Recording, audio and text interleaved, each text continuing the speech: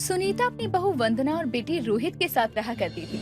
ऐसे ही एक दिन सुनीता की पड़ोसन निशा उसके घर आती है और बोलती है, सुनीता जी, अब आप कोई बहाना नहीं देंगी। मुझे नहीं पता, मैंने कह दिया तो कह दिया। आपको आना है तो बस आना है। बात वो नहीं है, मैं कहाँ आ पाऊंगी। मेरी बूढ़ी हड्डियां भी जवाब दे गई हैं। हो सके तो मैं रोहित को आपके घर शादी में भेज दूं।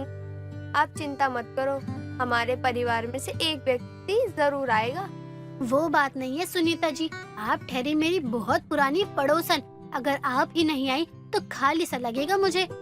अरे अब मुझे इतना भी सर पर मत चढ़ाओ, मुझे अच्छा नहीं लग रहा है। मैं बिटिया की शादी में आने की कोशिश करूंगी। कोशिश नहीं, आना ही पड़ेगा, वरना मैं आपसे बात नहीं करूंगी। ठीक है, अब मैं चलती हूँ, और भी लोगों के घर जाना है।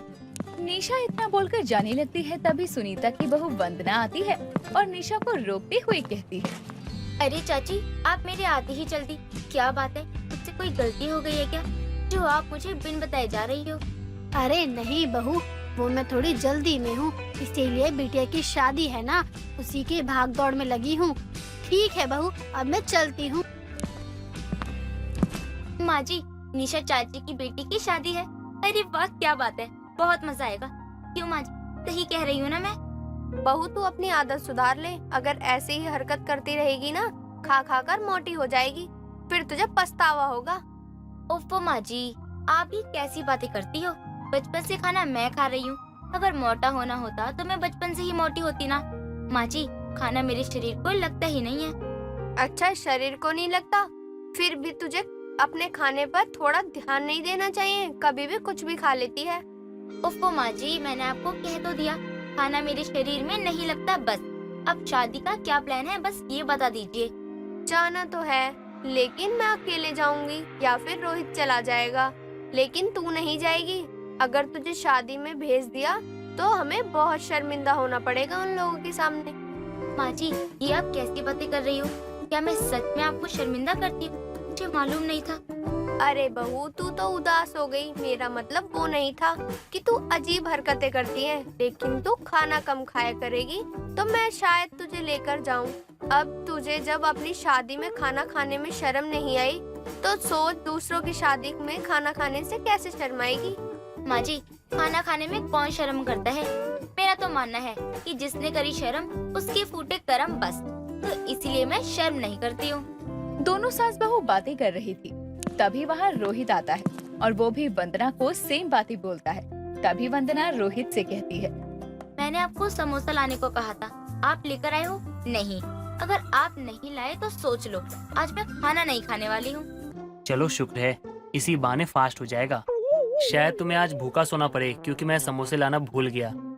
कल पक्का लेके आऊंगा। भूल गए? ऐसे कैसे भूल गए? मैंने कितनी बार आपको याद दिलाया था कि मुझे समोसे खाने का मन हो रहा है, फिर भी आप भूल गए। जाओ, मुझे आपसे बात ही नहीं करनी है, मैं जा रही हूँ सोने। बहू, अब जब तू सोने जा ही रही है तो हमारे लिए खाना बनाकर सो जा। अब तू तो भूखी रह लेगी, हमारा क्या, हमको तो भूख लग रही है। बना दे बहू खाना। बस हर किसी को खुद की ही पड़ी है, ये नहीं सोचते हैं कि घर में एक और इंसान है जो आज भूखी सोने वाली है। लेकिन नहीं, कहाँ किसी को फर्क पड़ता है, हद है। क्या हुआ बहू? बहू क्या सोच रही है? कुछ भी सोच ले, लेकिन तुझे हमारे लिए खाना बनाकर ही सोना है। ठीक है माँ जी, आप दोनों के लिए खाना बना दूंगी, क्या फर्क पड़ता है किसी को मेरे भूखे रहने से। वंदना जैसे ही किचन में जाती है, दोनों माँ बेटी हंसने लगते हैं। कुछ देर बाद रोहित वंदना को समोसा देता है। ऐसे ही खाते खिलाते दिन गुजरते हैं। अब निशा की बेटी की शादी को 10 दिन बाकी थे। एक दिन रोहित होटल से राजमा और पनीर की सब्जी लेकर आता है। तभी वंदना कहती है, रोहित जी, अगर आप मुझे पहले ही बता देते तो शायद मैं खाने में सब्जी बनाती ही नहीं। देखो, अब कितनी सारी सब्जी हो गई है। चलो कोई बात नहीं, मैं कल खा लूंगी पनीर की सब्जी। पनीर की सब्जी मैं आज के लिए लाया था, कल के लिए नहीं, ठीक है? वैसे भी कल किसने देखा है, मुझे आज ही खाना है। और हाँ, तुम्हें कल खाने की कोई जरूरत नहीं है, जो भी खाना है आज ही खा लो। हाँ बहू, सही कह रहा है रोहित, कल तक सब्जियाँ खराब हो जाएंगी। मैं नहीं चाहती जरा सी सब्जी के लिए तू अपनी तबीयत खराब कर ले। माँ जी, कुछ नहीं होगा, मैंने बहुत बासी खाने खाए हैं, मुझे कुछ नहीं होता है। आप मेरी चिंता मत करो, मुझे खाना पचाने की अलग ही शक्ति है। बहू, खाना बचाने के चक्कर में झूठ मत बोल। खाना अगर ज्यादा हो जाएगा तो हम किसी गरीब को दे देंगे, लेकिन ऐसे रख कर खाना, ये तो गलत बात है ना। माँ जी मुझे कुछ नहीं होता, बोल तो रही हूँ, मेरा सिस्टम बहुत स्ट्रांग है, मुझे कुछ नहीं होगा। माँ, अब इसे समझाने का कोई फायदा नहीं है। जब खाना खाकर बीमार पड़ेगी ना, तब पता चलेगा। कुछ दिन पहले ही 2 दिन वाला समोसा खाकर कैसे बीमार पड़ गई थी, याद है इसे कुछ?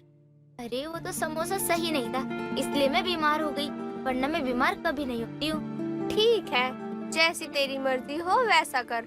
अब तुझे हम कुछ नहीं कहेंगे, जो खाना है जितना खाना है खा। अगर तेरी तबीयत खराब हो गई ना, तो अब हमें मत कहना।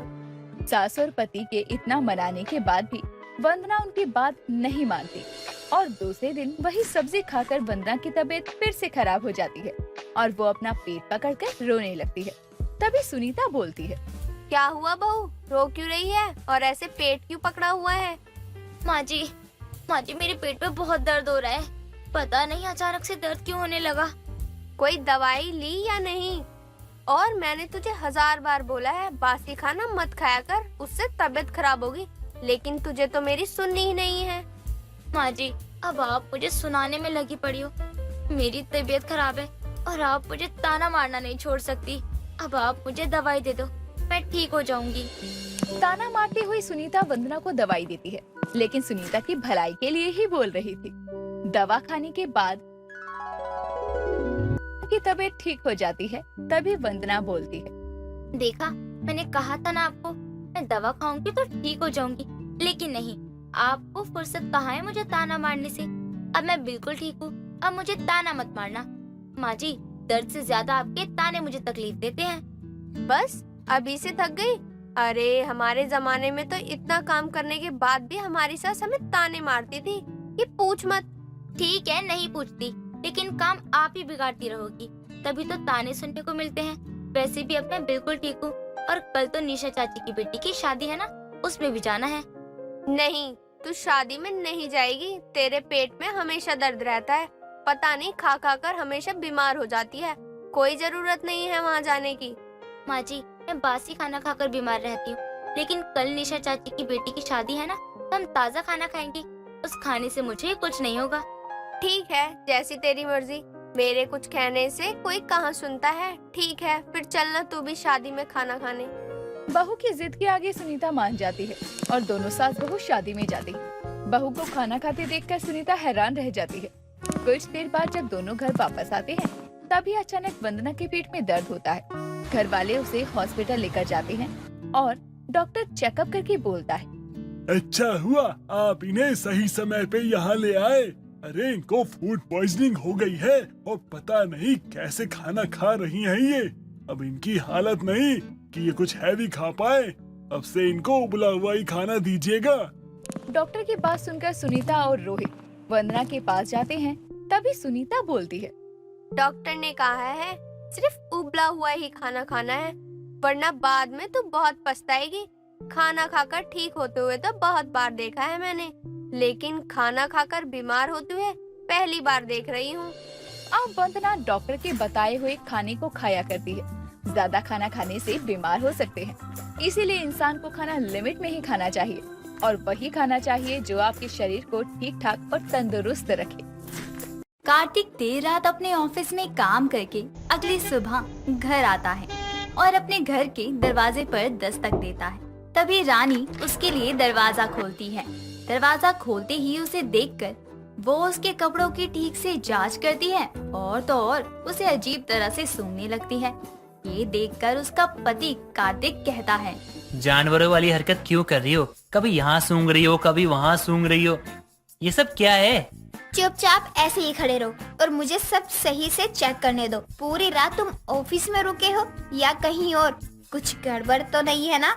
हे भगवान, सच में कल्लू आ गया है। एक पति जो पूरी रात ऑफिस में काम करके देर रात को घर आता है और उसकी पत्नी को उसकी सेवा करनी चाहिए, लेकिन नहीं, मेरी बीवी को तो जासूसी करनी है। यार किसी लड़की के साथ नहीं था मैं, हद होती है सोचने की भी।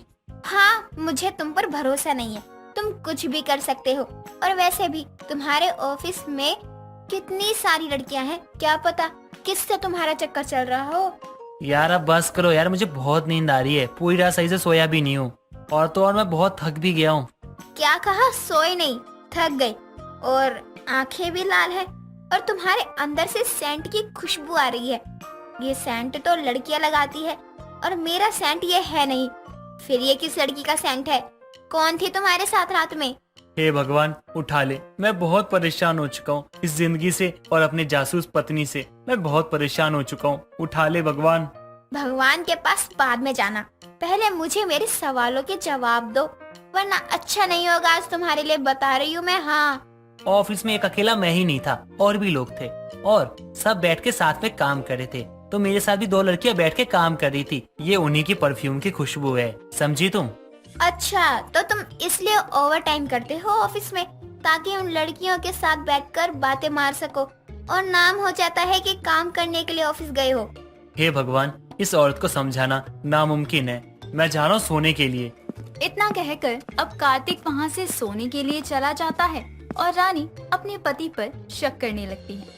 ऐसे ही एक दिन रानी अपने घर की खिड़की पर खड़ी अपने हाथों को दूरबीन बनाकर देखती है, और ये करते हुए उसे कार्तिक देख लेता है। अरे ये सब क्या है? तुम दूसरों के घर में ताका झाकी क्यों कर रही हो? अरे अपने पति की जासूसी करती हो, वो कम था क्या? अब जो दूसरों के घर में घुस रही हो, ये सब गलत बात होती है। तुम चुप रहो, तुम्हें कुछ नहीं पता है। तुम तो पूरा दिन घर से बाहर रहते हो, और घर में मैं ही रहती हूँ, तो आसपास वालों की मुझे सब खबर रहती है। कौन क्या खिचड़ी बना रहा है, किसके बारे में। मन तो करता है ना तुम्हें यहाँ से धक्का दे दूं, लेकिन मजबूर हूँ, ऐसा भी कर नहीं सकता। हाँ, मुझे मारकर मेरी सोतन को यहाँ लाना चाहते हो ना, सब पता है मुझे। मेरा अफेयर किसी के साथ नहीं है, तो तुम मेरे साथ ऐसा बर्ताव करती हो। अगर सच में होता तब तो तुम पक्का मेरी जान ले लेती। अरे तुम अभी अपना मुंह बंद करो, मैं कुछ जरूरी चीजें देख रही हूँ। अभी मेरे पास समय नहीं है तुम्हारी बकवास सुनने का। जरा मैं भी तो देखूं, मेरी जासूस पत्नी किसकी जासूसी कर रही है। इतना कहकर अब कार्तिक भी रानी के साथ देखता है, जहाँ सामने वाले घर में रानी अपने हाथों की दूरबीन बनाकर देख रही थी। वहाँ रहने वाली एक लड़की के घर से एक आदमी गुस्से में जा रहा था, और वो लड़की रोते हुए उसके पीछे पीछे जाती है, लेकिन लड़का रुकता ही नहीं और लड़की वहीं बैठकर रो रही होती है। ये सब देखकर कार्तिक रानी से कहता है, ये क्या देख रही हो तुम? अरे किसी की पर्सनल लाइफ में ताका झाकी नहीं करनी चाहिए, समझी तुम? आपको कुछ नहीं पता, ये एक बहुत गंभीर मामला है। ये जो आदमी है वो उसके घर रोज आता है, लेकिन हर रोज वो दोनों बहुत खुश रहते थे। पर आज ऐसा हुआ, जो ये लड़का इससे दूर जा रहा है और ये लड़की ऐसे रो रही है। कुछ तो जरूर है बात। ये उन दोनों के बीच की बात है, फिर तुम क्यों बीच में पड़ रही हो? क्यों उनके घर में जासूसी कर रही हो? आज तुम्हें कोई काम नहीं है क्या, जो यहाँ बैठकर मेरी तरह जासूसी कर रहे हो? जाओ, जाकर अपना काम करो। आप मुझे अपना मेरा काम करने दो। तुम भी ना बिल्कुल भी समझ में नहीं आती हो, कभी कभी तो मैं समझ ही नहीं पाता तुम्हें। इतना कहकर कार्तिक वहाँ से चला जाता है, और ऐसे ही कुछ दिन और बीत जाते हैं। रानी के घर के सामने रहने वाली लड़की अपने बीएफ से पैचअप कर लेती है, लेकिन कुछ दिन सब ठीक चलने के बाद एक रात जब रानी को नींद नहीं आ रही थी, तो वो फिर से एक बार अपने घर की बालकनी में खड़ी हो जाती है, और तभी वहाँ सामने रहने वाली उस लड़की के घर में देखने लगती है। उसके घर की लाइट ऑन थी, और उसके घर में वह हाथों की दूरबीन बनाकर ताकने लगती है, जहाँ उसे 2 लोग आपस में झगड़ते हुए दिखाई पड़ते हैं। सामने वाले ने अपने मुंह पर नकाब लगाया हुआ था, इसलिए उसका चेहरा नजर नहीं आ रहा था, और कुछ ही देर में वो आदमी उस लड़की के पेट में चाकू गोदकर उसकी जान ले लेता है और वहाँ से भाग जाता है। ये देखकर रानी घबरा जाती है और कार्तिक से कहती है, कार्तिक उठो, कार्तिक जल्दी उठो, उस लड़की को किसी ने मार दिया है, जल्दी से उठो। क्या है, अब रात को भी चैन से सो नहीं सकता क्या मैं? सोने दो ना मुझे। अरे जल्दी उठो, उस लड़की को किसी ने मार दिया है, मैंने अपनी आंखों से देखा है ये सब होते हुए। कार्तिक, क्या सच में? रानी तुमने कहीं कोई सपना तो नहीं देखा है ना? कार्तिक मैं सच कह रही हूँ, मैंने कोई सपना नहीं देखा। उस लड़की को किसी ने चाकू मारकर उसकी जान ले ली है। कार्तिक भी अपनी खिड़की से उस घर में देखता है, तो वहाँ खून से लथपथ उस लड़की की लाश पड़ी थी। और ये देखकर कार्तिक उससे कहता है, ये सब तुमने क्या देख लिया है? मुझे समझ नहीं आते जासूसी का कौन सा भूत सवार हो गया तुम पे। पहले तो दूसरों के घर में ताका झाकी करती थी और आज तुमने मर्डर देख लिया। अब हम क्या करें? अगर खूनी को पता चल गया कि तुमने ये सब देखा है तो कहीं वो तुम्हारे साथ कुछ कर ना दे। मैं ऐसा कुछ नहीं होने दूंगी। उस कातिल को मैं जरूर ढूंढकर पुलिस के हवाले करूंगी। तुम पागल हो गई हो क्या? अब तुम एक खूनी की जासूसी करोगी? अरे तुमने क्या उसका चेहरा देखा था कि वो कौन है? क्या तुम उसे जानती हो? हाँ, मुझे पता है कि इस लड़की को किसने मारा होगा और मैं उसे पकड़वा कर रहूंगी, चाहे कुछ भी हो जाए। अगली सुबह सभी को उस लड़की के मर्डर के बारे में पता चलता है और पुलिस भी उस खूनी का पता लगाने में जुट जाती है। रानी पुलिस के जाने के बाद जब उस घर में जाती है जहां खून हुआ था, तो देखती है कि उस घर में सब बिखरा हुआ था और ये सब देखकर रानी कहती है, ये सब जरूर उस आदमी ने किया होगा जो इससे मिलने के लिए रोज आया करता था। अब मुझे इसका पर्दाफाश करना होगा। इतना कहकर वह घर में यहाँ वहाँ सब ढूंढने लगती है। तभी उसे उस लड़की की अलमारी से एक रुमाल मिलता है जिसमें किसी का नाम लिखा था और वहाँ कुछ तस्वीरें भी मौजूद थीं, जो कि किसी और की नहीं बल्कि रानी की एक दोस्त की थी। और उस रुमाल और फोटो को लेकर वो तस्वीर वाले आदमी जिसका नाम था कमलेश के पास जाती है और उससे कहती है, ये सब क्या है? कमलेश, तुम उस लड़की को जानते हो? कुछ दिन पहले ही जिसका मर्डर हुआ है। नहीं, मैं किसी लड़की को नहीं जानता। तुम किसकी बात कर रही हो रानी? अगर तुम उसे नहीं जानते तो ये तुम्हारी फोटोज उसके पास कहाँ से आई? बताओ, तुमने ही मारा है ना उसे? अच्छा, तो अब तुम मेरी सच्चाई जान गई हो। तो अब तुम्हें इस दुनिया में रहने का कोई हक नहीं है। इतना कहकर अब कमलेश अपने पास से एक चाकू निकालता है और रानी को मारने ही वाला होता है। तभी वहाँ पर उसका पति कार्तिक पुलिस के साथ आ जाता है और पुलिस कमलेश को अपनी हिरासत में ले लेती है।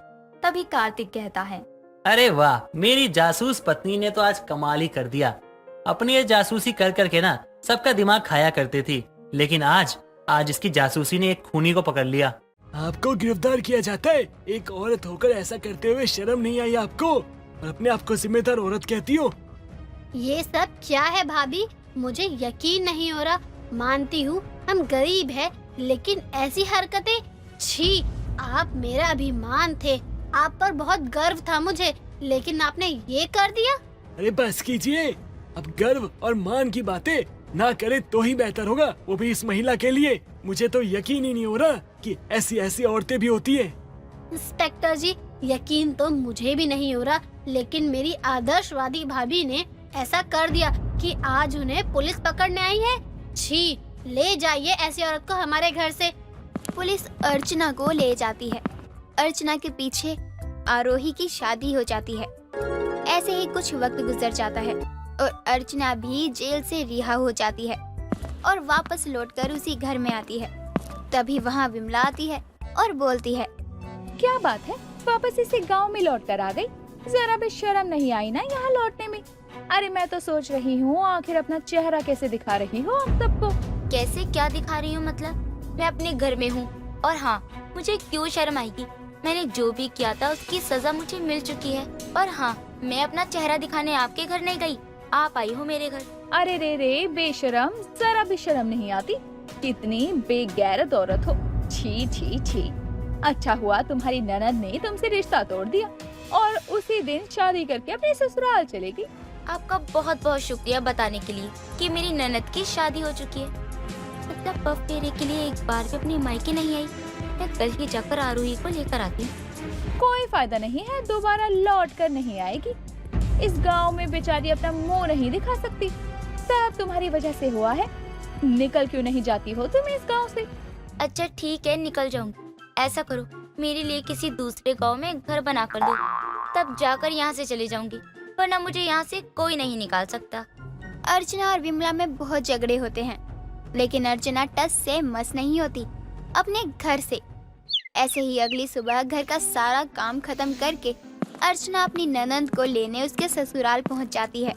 तभी आरोही उसे देखकर दरवाजे पर रोकते हुए कहती है, ये कहाँ घुसी चली आ रही हो? अरे कौन हो तुम? किसी के भी घर पर ऐसे मुंह उठाकर चले आते हैं क्या? शर्म आती है या नहीं? आरोही तुमने मुझे पहचाना नहीं? अरे हाँ, कैसे पहचानोगी, पहले से ज्यादा पतली हो गई हूँ ना इसलिए। अरे मैं तेरी भाभी हूँ। भाभी? कौन भाभी? मेरी कोई भाभी नहीं है, मैं अनाथ हूँ, मेरा इस दुनिया में कोई नहीं है। खबरदार, खुद को कभी अनाथ बोला ना तो मुझसे बुरा कोई नहीं होगा तेरे लिए। मैंने कितनी बार बोला है, ऐसे गलत शब्द नहीं बोलते हैं। तुम होती कौन हो मुझे अच्छाई का पाठ पढ़ाने वाली? मैंने किसी को इतना बोलने का हक नहीं दिया। तुम जैसी औरत को तो बिल्कुल भी नहीं, जिसको मैं जानती तक नहीं। क्या तू मुझे सच में नहीं जानती है? क्या मैं तेरे लिए इतनी बुरी हो गई हूँ? ऐसा है तो यहाँ रहने का या इस दुनिया में रहने का मेरा कोई फायदा नहीं है। कुछ भी करो, मुझे कोई फर्क नहीं पड़ता।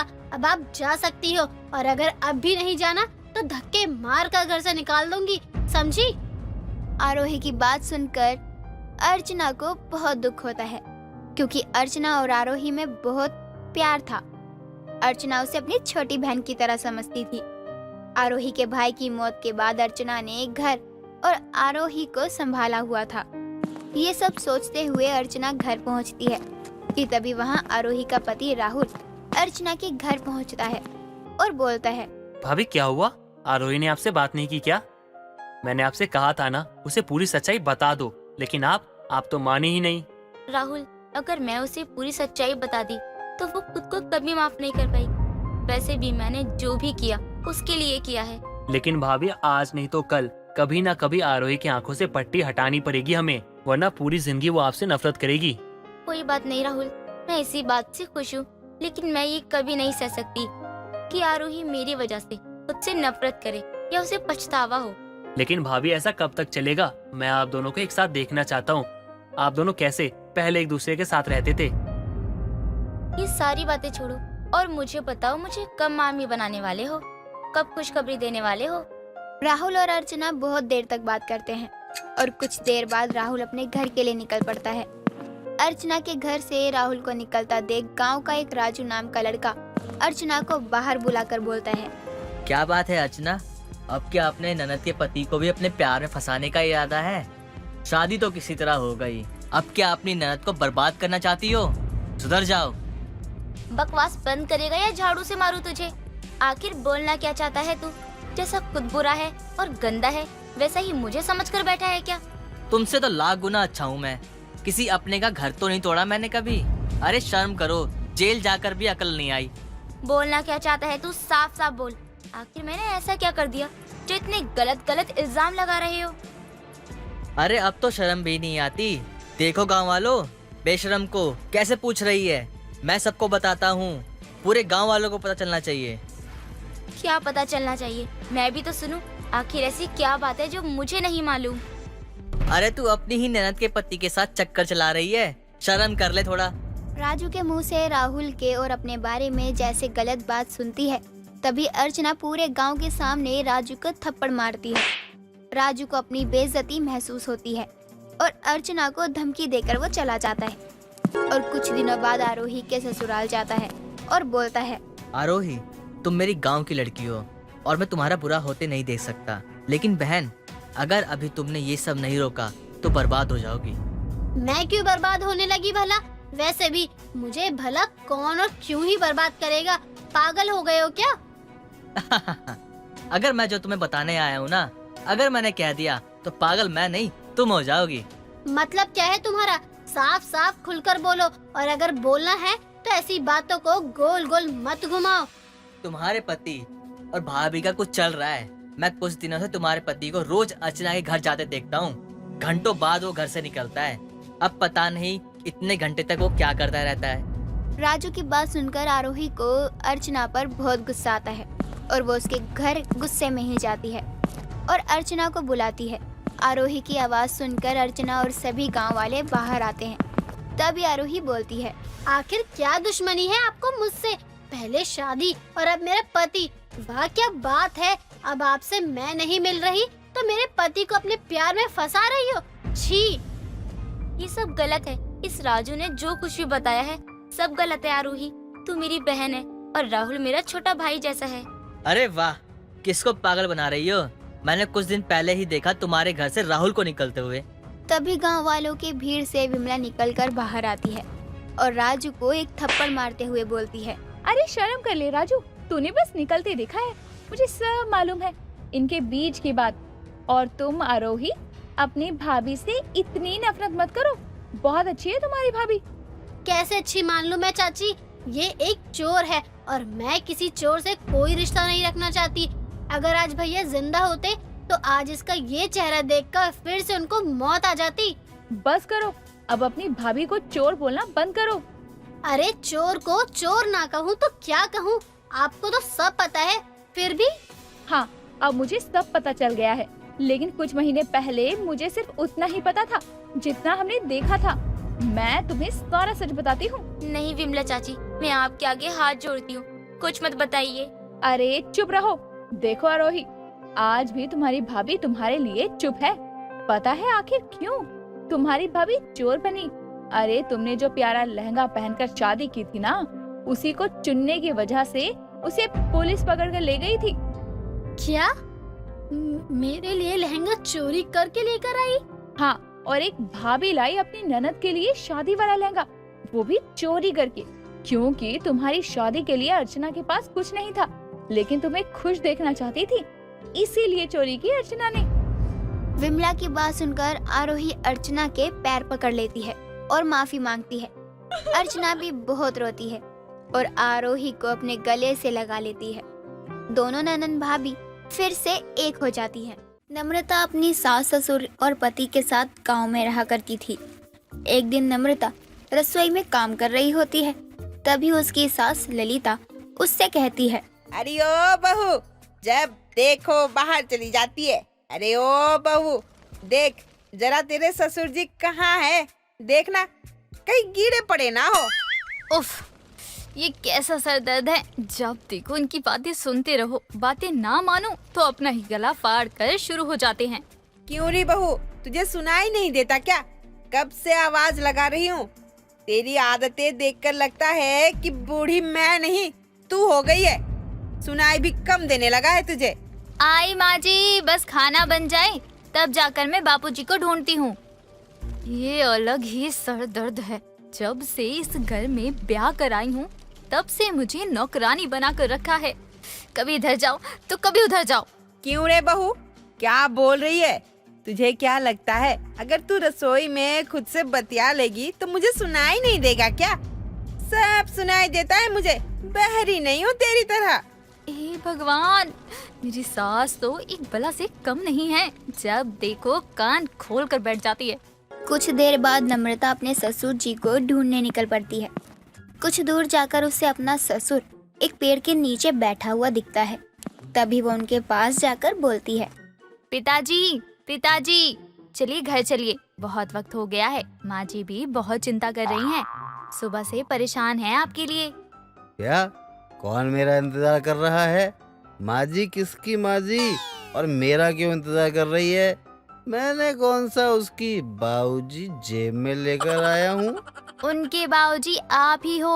अब चलिए, अगर माँ जी यहाँ आ गई तो आपका क्या होगा, और आप ही समझ सकते हैं।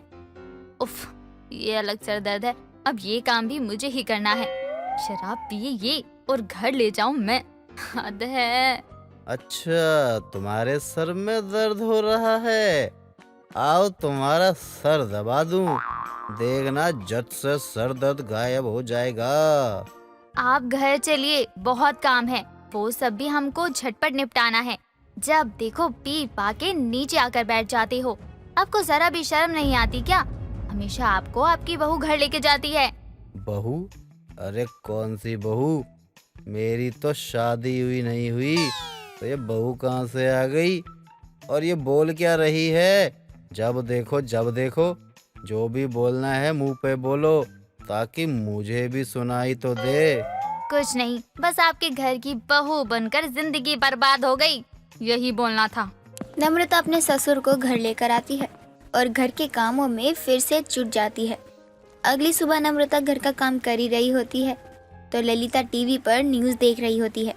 तभी उनके घर उनकी पड़ोसन उर्मिला आती है और बोलती है, अरे ललिता, देखना खबर क्या दिखा रही है। अरे देख भी ले, क्या खबर आई है। अरे वही तो देख रही हूँ, मुझे तो अभी तक कोई ऐसी खबर दिखी ही नहीं जैसे तू उछल उछल कर बता रही है। शायद चला गया होगा वो खबर। अरे बहुत भयानक खबर था। अरे सुन ना ललिता, जब तक मैं खबर बताती हूँ तुझे, अपनी बहू को बोलना चाय बना कर ले आएगी। जा ना, तू ही बोल कर आ, मना नहीं करेगी तुझे। जा, जाकर बोल के आ, कड़क चाय बनाने। तेरी बहू जितनी चालाक है ना, कहीं मुंह पर मना ना कर दे चाय के लिए। रहने दे, फिर कभी चाय पी लूंगी मैं। तू रुक जा, मैं ही चाय के लिए बोल कर आती हूँ। सिर्फ पीठ के पीछे बोलती रहती है, कुछ कर नहीं सकती। रुक बहू, अरे ओ बहू। तभी नम्रता जल्दी से रसोई से बाहर आकर अपनी सास से कहती है, माँ जी जल्दी रिमोट दो, टीवी पे ना बढ़िया खबर दिखा रहे हैं। अरे कहाँ रख दिया आपने रिमोट? रिमोट वगैरह बाद में ढूंढ लेना, पहले जाकर चाय बना ले आ। देख उर्मिला चाची आई है। हाँ ठीक है ना, आइए। नमस्ते चाची जी, कैसी हैं आप? अब तो रिमोट दे दीजिए। माँ जी न्यूज नहीं देख पाऊंगी मैं। अरे क्या दिखाने की कोशिश कर रही है हमें? बताएगी या इधर उधर खुद ही ढूंढती रहेगी? हाँ मिल गया रिमोट। अब एक न्यूज चलाती हूँ, आप लोग न्यूज देखिए, मैं ना तब तक कड़क चाय लेकर आती हूँ। हमें बोल देती, हम खुद लगा लेते न्यूज। तेरी सास और मुझे, हम दोनों को ही टीवी का रिमोट चलाना आता है। अगर सिर्फ बता भी देती ना, हम खुद ही न्यूज लगा लेते। नम्रता बिना कोई जवाब दिए वहाँ से रसोई में चली जाती है। तभी दोनों सहेलियाँ न्यूज में देखती हैं और उर्मिला बोलती है, बहू ने मारा सास को। ओहो, बहू ने सास को मारने के लिए चाय में जहर मिलाया। फिर सास ने जब चाय पीने के लिए इनकार किया तो बहू ने बेलन से मार के उसका सर फोड़ दिया और सास की हत्या कर दी। अरे उर्मिला, ये क्या खबर पढ़ रही है तू? टीवी में जो बता रहे हैं वही पढ़ना, क्यों इधर उधर की खबरें बताकर डरा रही है मुझे? अरे मैं क्यों डराने लगी तुझे? अब तुझे मुझे खुद डर लग रहा है। अब तो तेरे घर में भी चाय पीने से कहीं मेरी मौत ना हो जाए। अगर तेरी बहू ने भी हमें चाय में जहर मिलाकर दे दिया तो? तू तो फिर भी बच जाएगी। मेरा सोचा है, अगर मैंने चाय पीने से इनकार किया तो बहू तो मेरा बेलन मार के सर फोड़ देगी। तभी वहाँ नम्रता चाय लेकर आती है और बोलती है, हमें नहीं पीनी चाय, ले जाओ। क्यों माँ जी? चाची जी क्यों नहीं पीनी चाय? मैं आपकी पसंद की कड़क चाय बना कर लेकर आई हूँ। बहू, ये क्या है तेरे हाथ में? बेलन क्यों है? हमें मारने का इरादा है क्या तेरा? बेलन? अरे नहीं माँ जी, ये मारने के लिए थोड़ी है। ये तो मैं रोटियां बना रही थी ना, इसलिए हाथ में लेकर आ गई। अरे अरे डरो मत, मैंने चाय में कुछ जहर नहीं मिलाया है। तुझे कैसे मालूम हमने चाय में जहर मिलाने की बात की है? हमने तो तुझे बताई भी नहीं थी, हम तो न्यूज में पढ़ा था। मुझे बताने की कोई जरूरत नहीं है। टीवी की आवाज इतनी तेज कर रखी थी कि रसोई घर तक मुझे साफ सुनाई दे रहा था। अब आप लोग बिना वजह ही डर रही हैं मुझसे। ठीक है, जा तू चाय रख दे, हम पी लेंगे। बड़ी आई हमको समझाने वाली। जा अपने ससुर जी को उठा दे, उनको चाय भी दे दे, कल से कुछ नहीं खाए हैं। हाँ अभी उठाने जाऊंगी। ये अलग सर दर्द है, जब देखो उनको ये करो वो करो, उफ। ये सब देखकर तो मेरा मन ही नहीं करता। अब यहाँ और देर तक रुकी ना तो दूसरा काम फिर से पकड़ा देंगे। नम्रता मन में बोलते हुए अपने ससुर को उठाने जाती है तो देखती है कि रामलाल पहले से ही उठकर बैठा हुआ था। बहू को आता देखकर रामलाल बोलता है, क्या बात है बहू, घूंघट क्यों नहीं करती हो तुम? तुमको बार बार बताना पड़ेगा क्या? जरा भी दिमाग के नाम की चीज नहीं है तुम्हारे पास, सब चीज बताना पड़ता है तुम्हें। करो जल्दी से अपना पल्लू। वो पिताजी गलती हो गई। माँ जी खाने के लिए बुला रही थी, मैंने कहा शायद पिताजी अभी उठे नहीं होंगे। उठ गया हूँ, जाओ मैं आ रहा हूँ थोड़ी देर में। बता देना अपनी माँ जी को नाश्ता तैयार रखें। और हाँ, जब भी मुझे बुलाने आया करो पूरा पल्लू लेकर आया करो। ससुर हूँ तुम्हारा, देवर नहीं। इनका तो अलग ही नाटक चलता है रे दादा। इनके नखरे देखकर तो मेरे सर का दर्द खत्म ही नहीं होता। अगर मैं गरीब घर की बेटी नहीं होती ना तो बताती इतना तंग करने की सजा क्या होती है। नम्रता एक गरीब घर की लड़की थी जो बिना दहेज दिए ललिता के घर में बहू बनकर आई थी। बेचारी अक्सर सास के ताने सुनने के बाद नशेड़ी ससुर को ढूंढने जाया करती। बेचारी गरीब बहू का सर दर्द नहीं होगा तो किसका होगा?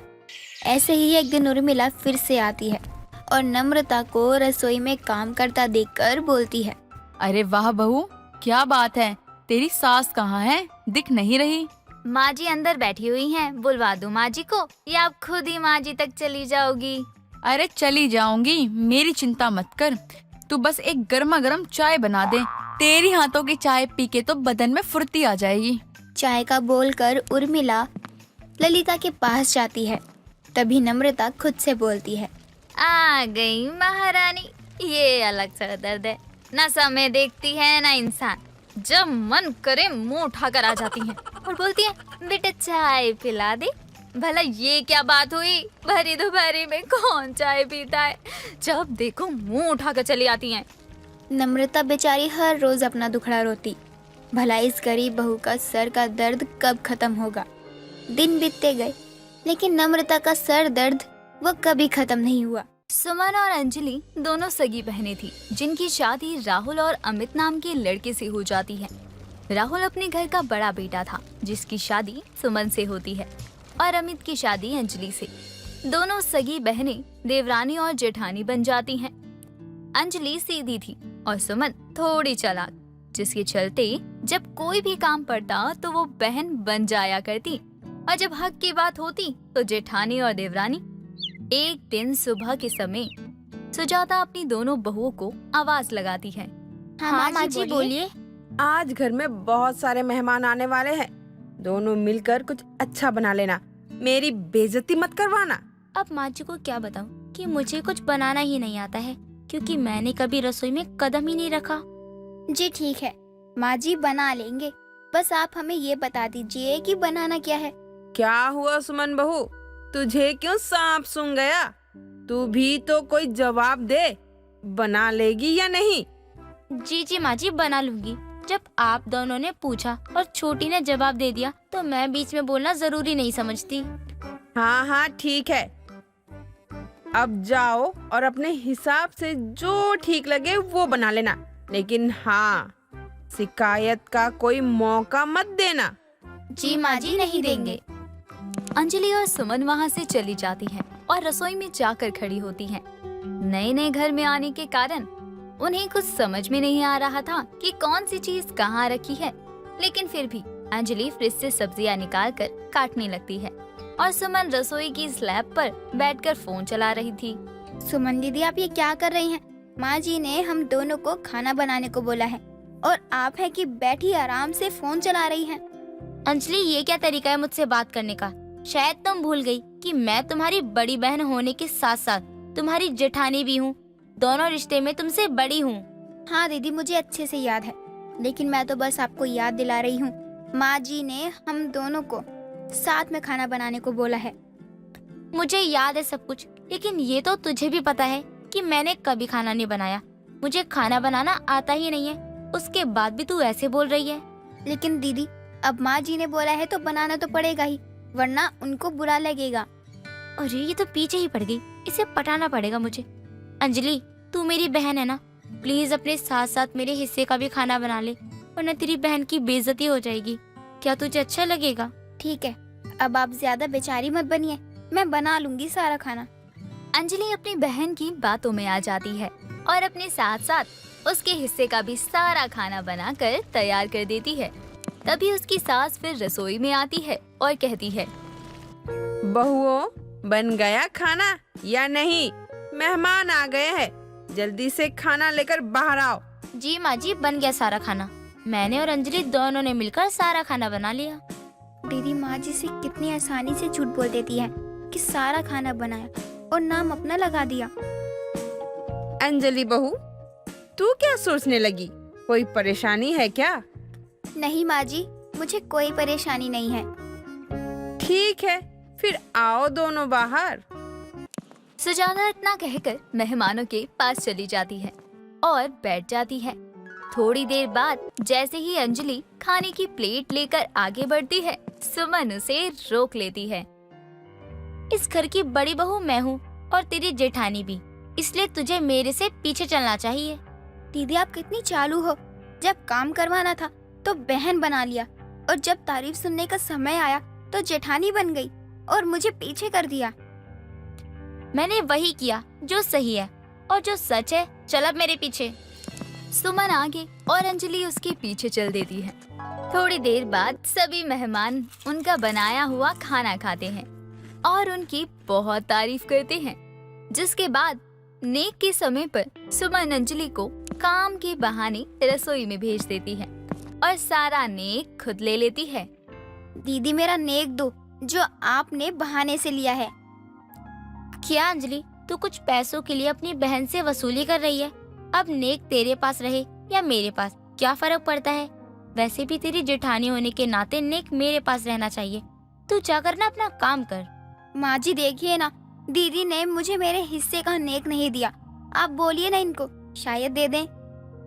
देख बहू, नेक उसी का हुआ जो वहाँ था। अब तू वहाँ थी नहीं तो तेरा नेक कैसा? सबकी बात सुनकर अंजलि को बहुत गुस्सा आता है और वो वहाँ से चली जाती है। समय बीतता है। तभी एक दिन अंजलि कपड़े प्रेस कर रही होती है। तभी सुमन अपने पति की शर्ट लेकर उसके पास जाती है। अंजलि, तू मेरी बहन है ना, ये राहुल जी की शर्ट है, प्रेस कर दे। तू तो जानती है ना कि मुझसे कपड़े प्रेस नहीं होते हैं, उन्हें ऑफिस जाने को देर हो रही है। मैं आपका कोई काम नहीं करूँगी, मैं आपकी देवरानी हूँ। जैसे मैं इस घर की बहू हूँ वैसे आप भी हैं। घर की ना सही, पति की जिम्मेदारी तो निभाइए। मुझसे ये सब काम नहीं होता है, तू मेरी बहन है ना, कर दे यार प्लीज। सुमन शर्ट अंजलि के पास ही रखकर चली जाती है। थोड़ी देर बाद अंजलि शर्ट प्रेस करके सुमन के कमरे में जाती है। राहुल अंजलि को देखकर कहता है, अंजलि, तुम मेरी शर्ट लेकर आई हो, और मैंने तो सुमन को दिया था प्रेस करने के लिए। जेठ जी, वो दीदी ने मुझे ये दी थी आपकी शर्ट प्रेस करने के लिए। मैंने नहीं दिया था, वो तो मैं करने जा रही थी। फिर देखा ये पहले से ही कपड़े प्रेस कर रही है, तो सोचा इसी को दे दूं, मैं और काम कर लूंगी। अब देवरानी है मेरी तो इतना तो कर ही सकती है ना। देवरानी तो है, लेकिन साथ में तुम्हारी बहन है, ये मत भूलो। वो तो मायके का रिश्ता है ना, यहाँ तो ये मेरी देवरानी है और मैं इसकी जेठानी, और इसे यही रिश्ता समझकर चलना होगा। उसी दिन सुमन की बातें सुनकर अंजलि को अपने साथ हो रहे भेदभाव का एहसास होता है और उस दिन से वो कसम खा लेती है कि अब वो अपनी बहन को जेठानी ही समझेगी। बहन बनकर उसका कोई काम नहीं करेगी। समय बीतता है। तभी एक दिन सभी हॉल में बैठे चाय पी रहे होते हैं। तभी राहुल अपने भाई अमित से कहता है, अमित, हम दोनों की शादी को बहुत समय हो चुका है, लेकिन ना तू कहीं घूमने गया ना ही मैं। भैया, सोच तो मैं भी यही रहा था, लेकिन फिर सोचा कि आपको मेरी बात पसंद आए या ना आए, इसलिए चुप ही रहा। और मुझे लगा शायद तेरे जाने का मन नहीं होगा। खैर छोड़ इन बातों को, अब बता कहाँ जाना चाहेगा? मैं तो गोवा जाना चाहूंगी, लेकिन मैं कश्मीर जाऊंगी, और जेठ से हम छोटे लोग हैं, इसलिए क्या हम पहले जा सकते हैं? नहीं, बड़ी मैं हूँ और तुम्हारी जेठानी भी, इसीलिए पहले मैं जाऊंगी। माँ जी, आप ही जेठानी जी को समझाइए कि बड़ों को हमेशा छोटों के सामने झुकना पड़ता है।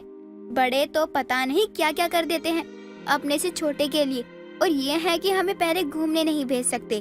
वैसे अंजलि बहू सही कह रही है, तू बड़ी है ना, तो कभी तो अपना बड़प्पन अच्छे कामों में दिखा लिया कर, या सारा बड़प्पन सिर्फ अपनी बहन पर जेठानी बनकर रौब झाड़ने में ही दिखाएगी।